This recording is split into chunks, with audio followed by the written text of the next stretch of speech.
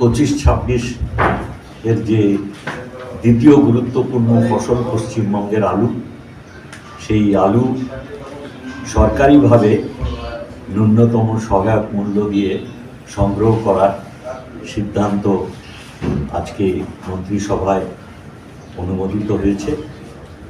মাননীয় মুখ্যমন্ত্রী পশ্চিমবঙ্গের কৃষকদের অভাবী বিক্রি রোধ করার জন্যে যেমন একদিকে আমাদের মূল ফসল ধান সংগ্রহ করেন ঘোষিত এমএসপি থেকে বেশি মূল্য দিয়ে, ঠিক একইভাবে আমাদের দ্বিতীয় গুরুত্বপূর্ণ ফসল আলু এই রাজ্যে নিদর্শনস্বরূপ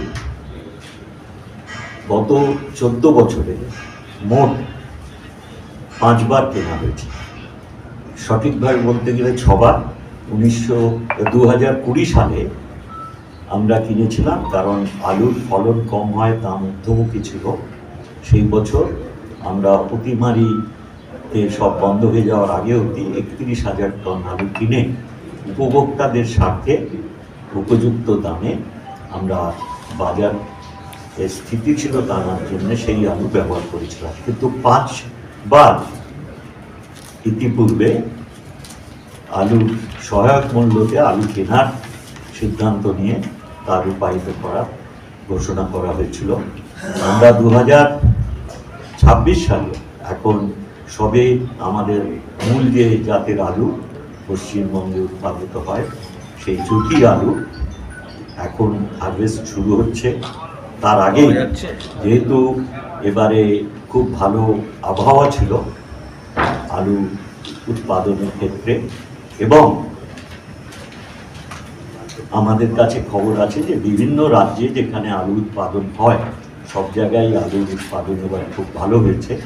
সেই জন্যে একটা আশঙ্কা আছে আলুর উৎপাদনের ক্ষেত্রে যেই এটা গতি পাবে আলুর দাম কমতে শুরু করবে।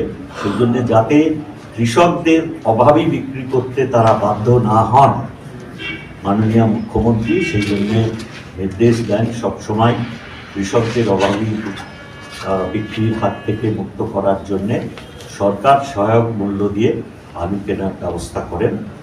এই ব্যাপারে আজকে মন্ত্রিসভায় যে প্রস্তাব এসেছিল, আমাদের কৃষি বিপণন দপ্তর থেকে এই ব্যাপারে প্রস্তুতি নেওয়া হয়েছিল।